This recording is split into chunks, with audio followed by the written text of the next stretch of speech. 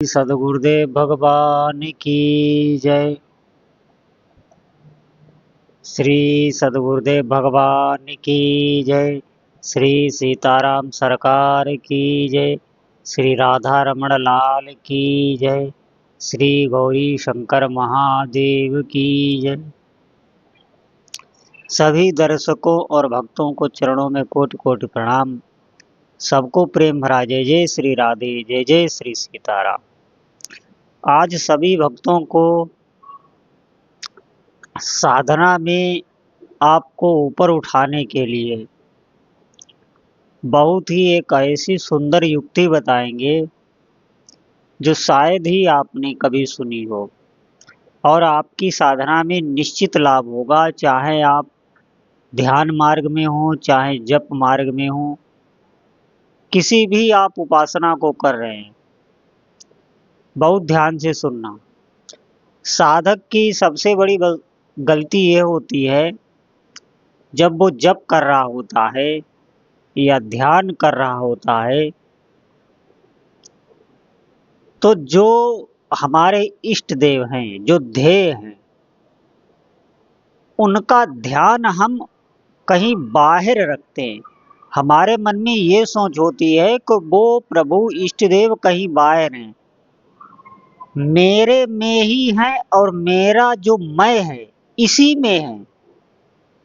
क्या ये बात आपके ध्यान में रहती है?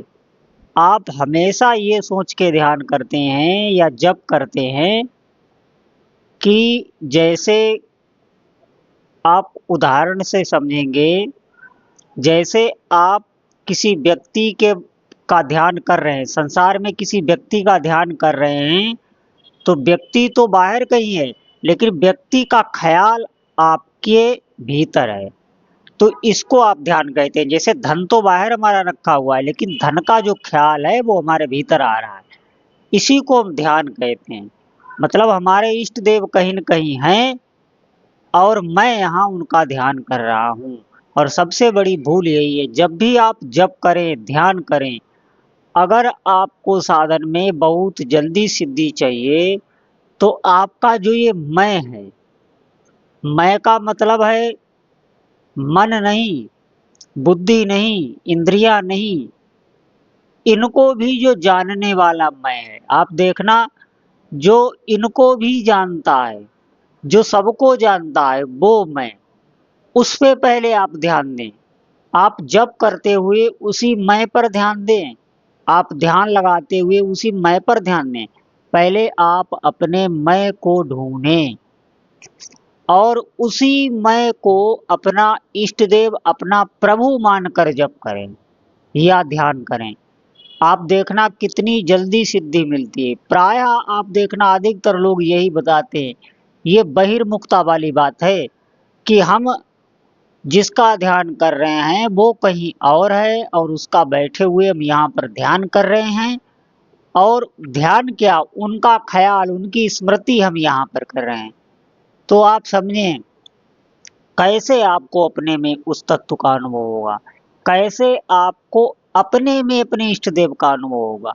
आपके दुख तभी दूर होंगे, आपका मन तभी निर्मल होगा, जब आप अपने में अपने प्रभु को देख पाएंगे।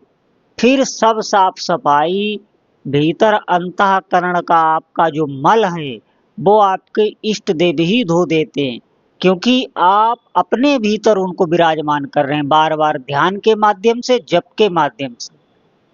जप और ध्यान दोनों एक ही बात है, मैं कह रहा हूँ। आप जप से भी अपने प्रभु का ध्यान करते हैं और ध्यान से भी ध्यान करते हैं, तो दोनों के लिए मैंने आपको बताया है। जब आप भीतर ध्यान करेंगे तो सबसे पहला आपके साथ ये होगा कि आपका मन निर्मल होने लगेगा।